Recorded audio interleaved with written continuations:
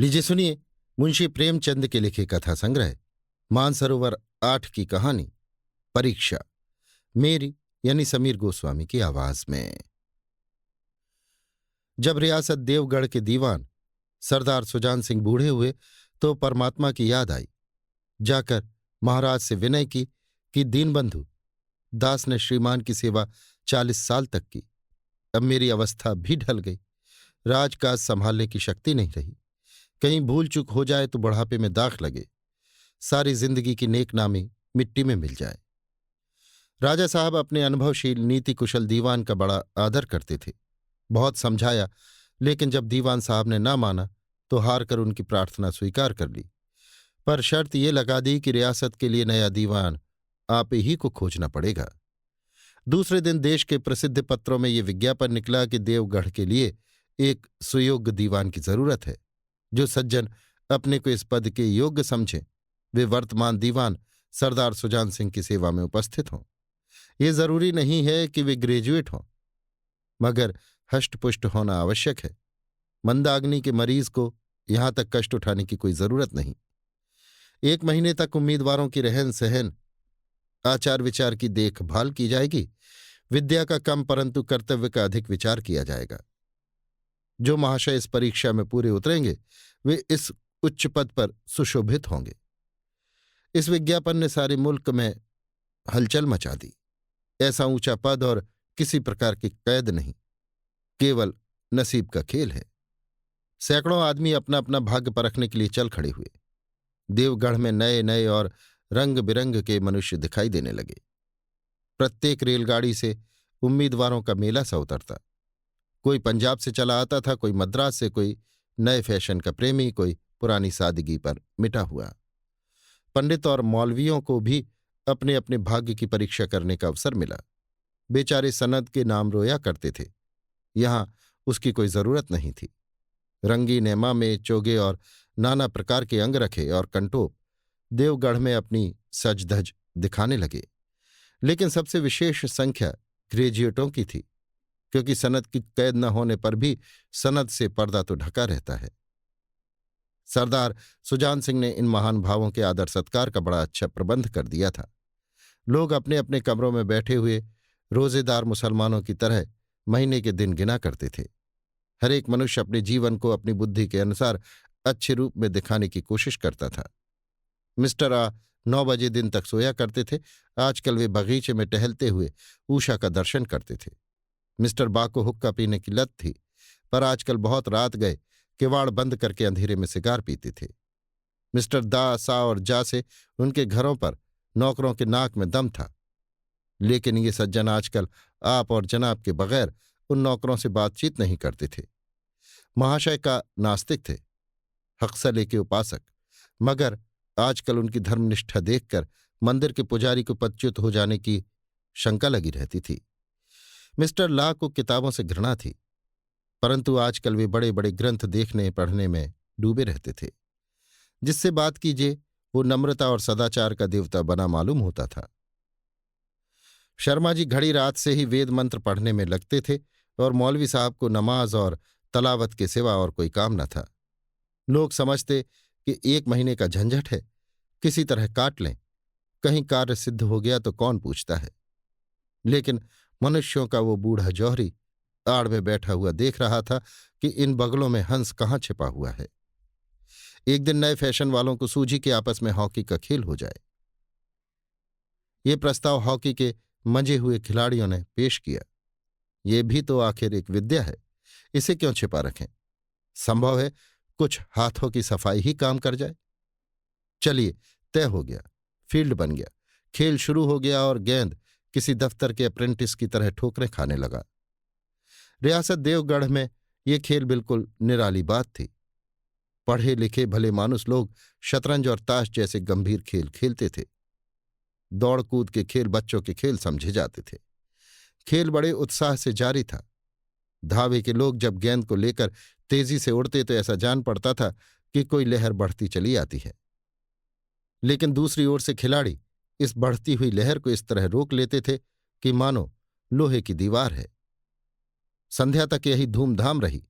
लोग पसीने से तर हो गए। खून की गर्मी आंख और चेहरे से झलक रही थी। हाँफते हाँफते बेदम हो गए, लेकिन हार जीत का निर्णय न हो सका। अंधेरा हो गया था। इस मैदान से जरा दूर हटकर एक नाला था, उस पर कोई पुल न था। पथिकों को नाले में से चलकर आना पड़ता था। खेल अभी बंद ही हुआ था और खिलाड़ी लोग बैठे दम ले रहे थे कि एक किसान अनाज से भरी हुई गाड़ी लिए हुए उसी नाले में आया। लेकिन कुछ तो नाले में कीचड़ था और कुछ उसकी चढ़ाई इतनी ऊंची थी कि गाड़ी ऊपर न चढ़ सकती थी। वो कभी बैलों को ललकारता, कभी पहियों को हाथ से ढकेलता, लेकिन बोझ अधिक था और बैल कमजोर। गाड़ी ऊपर को न चढ़ती, और चढ़ती भी तो कुछ दूर चढ़कर फिर खिसक कर नीचे पहुंच जाती। किसान बार बार जोर लगाता और बार बार झुंझलाकर बैलों को मारता, लेकिन गाड़ी उभरने का नाम न लेती। बेचारा इधर उधर निराश होकर ताकता, मगर वहां कोई सहायक नजर न आता। गाड़ी को अकेले छोड़कर कहीं जा भी न सकता। बड़ी आपत्ति में फंसा हुआ था। इसी बीच में खिलाड़ी हाथों में डंडे लिए घूमते घामते उधर से निकले। किसान ने उनकी तरफ सहमी हुई आंखों से देखा, परंतु किसी से मदद मांगने का साहस न हुआ। खिलाड़ियों ने अभी उसको देखा, मगर बंद आंखों से, जिनमें सहानुभूति न थी। उनमें स्वार्थ था, मद था, मगर उदारता और वात्सल्य का नाम भी न था। लेकिन उसी समूह में एक ऐसा मनुष्य था जिसके हृदय में दया थी और साहस था। आज हॉकी खेलते हुए उसके पैरों में चोट लग गई थी। लंगड़ाता हुआ धीरे धीरे चला आता था। अकस्मात उसकी निगाह गाड़ी पर पड़ी, ठिठक गया। उसे किसान की सूरत देखते ही सब बातें ज्ञात हो गईं। डंडा एक किनारे रख दिया, कोट उतार डाला और किसान के पास जाकर बोला, मैं तुम्हारी गाड़ी निकाल दूं? किसान ने देखा, एक गठे हुए बदन का लंबा आदमी सामने खड़ा है। झुककर बोला, हुजूर, मैं आपसे कैसे कहूं? युवक ने कहा, मालूम होता है तुम यहां बड़ी देर से फंसे हुए हो। अच्छा, तुम गाड़ी पर जाकर बैलों को साधो, मैं पहियों को ढकेलता हूं, अभी गाड़ी ऊपर चढ़ जाती है। किसान गाड़ी पर जा बैठा। युवक ने पहियों को जोर लगाकर उकसाया। कीचड़ बहुत ज्यादा था, वो घुटने तक जमीन में गड़ गया, लेकिन हिम्मत न हारी। उसने फिर जोर किया। उधर किसानों ने बैलों को ललकारा। बैलों को सहारा मिला, हिम्मत बंध गई। उन्होंने कंधे झुकाकर एक बार जोर किया तो गाड़ी नाले के ऊपर थी। किसान युवक के सामने हाथ जोड़कर खड़ा हो गया। बोला, महाराज, आपने आज मुझे उबार लिया, नहीं तो सारी रात यहां बैठना पड़ता। युवक ने हंसकर कहा, अब मुझे कुछ इनाम देते हो? किसान ने गंभीर भाव से कहा, नारायण चाहेंगे तो दीवानी आपको ही मिलेगी। युवक ने किसान की तरफ गौर से देखा। उसके मन में एक संदेह हुआ, क्या ये सुजान सिंह तो नहीं है? आवाज मिलती है, चेहरा मोहरा भी वही। किसान ने भी उसकी ओर तीव्र दृष्टि से देखा, शायद उसके दिल के संदेह को भांप गया। मुस्कुराकर बोला, गहरे पानी में बैठने से ही मोती मिलता है। निदान महीना पूरा हुआ, चुनाव का दिन आ पहुंचा। उम्मीदवार लोग प्रातःकाल ही से अपनी किस्मतों का फैसला सुनने के लिए उत्सुक थे। दिन काटना पहाड़ हो गया। प्रत्येक के चेहरे पर आशा और निराशा के रंग आते थे। नहीं मालूम आज किसके नसीब जागेंगे, ना जाने किस पर लक्ष्मी की कृपा दृष्टि होगी। संध्या समय राजा साहब का दरबार सजाया गया। शहर के रईस और धनाढ्य लोग, राज्य के कर्मचारी और दरबारी तथा दीवानी के उम्मीदवारों का समूह सब रंग बिरंगी सज धज बनाए दरबार में आ बिराजे। उम्मीदवारों के कलेजे धड़क रहे थे। जब सरदार सुजान सिंह ने खड़े होकर कहा, मेरे दीवानी के उम्मीदवार महाशयों, मैंने आप लोगों को जो कष्ट दिया उसके लिए मुझे क्षमा कीजिए। इस पद के लिए ऐसे पुरुष की आवश्यकता थी जिसके हृदय में दया हो और साथ साथ आत्मबल। हृदय वो जो उदार हो, आत्मबल वो जो आपत्ति का वीरता के साथ सामना करे। और इस रियासत के सौभाग्य से हमको ऐसा पुरुष मिल गया। ऐसे गुण वाले संसार में कम हैं, और जो हैं वे कीर्ति और मान के शिखर पर बैठे हुए हैं। उन तक हमारी पहुंच नहीं। मैं रियासत को पंडित जानकीनाथ सा दीवान पाने पर बधाई देता हूं। रियासत के कर्मचारियों और रईसों ने जानकीनाथ की तरफ देखा। उम्मीदवार दल की आंखें उधर उठीं, मगर उन आंखों में सत्कार था, इन आंखों में ईर्ष्या।